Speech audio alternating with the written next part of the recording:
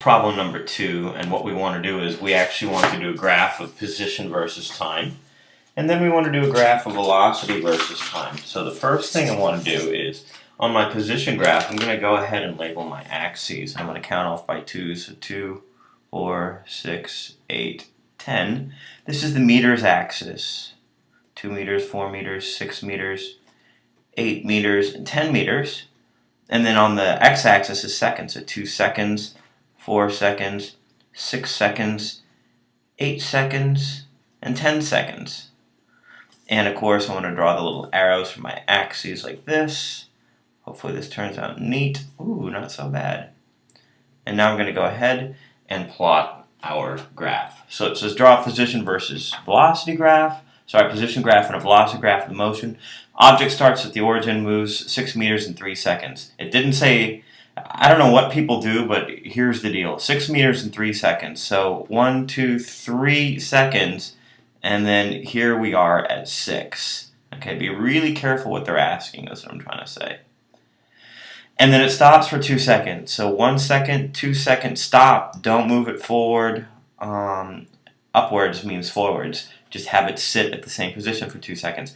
Goes forward again at 1 meter per second for 4 seconds. So 1, 2, 3, 4, like that. And finally, it returns to the origin at a speed of 5 meters per second. So in 1 second, it's going to cover 5, and in the second second, it's going to cover 5, just like that. And so we draw it like this. And we've returned to the origin. Now we want to do a velocity graph for this problem. Just to be safe, I always label my axes like this. I draw a line down the middle for velocity, because I just never know if I'm going to have negative velocities, and actually in this case we are. So let's label this. This is 2 meters per second, 4 meters per second, negative 2 meters per second, negative 4 meters per second. And again, this is velocity in meters per second versus time in seconds. I should probably label this graph too, right? And in fact, let's do that up here. And this is x in meters. Now let's focus on the velocity graph. So for the first 3 seconds, I go 6 meters in 3 seconds. So I start at 0, 0. So let's get the slope here to get the velocity. So to get the velocity, that's going to be the slope. It's going to be m is 6 minus 0 divided by 3 minus 0, and that's going to be 2 meters per second. So for the first 3 seconds, I'm going 2 meters per second. Then I stop for 2 seconds.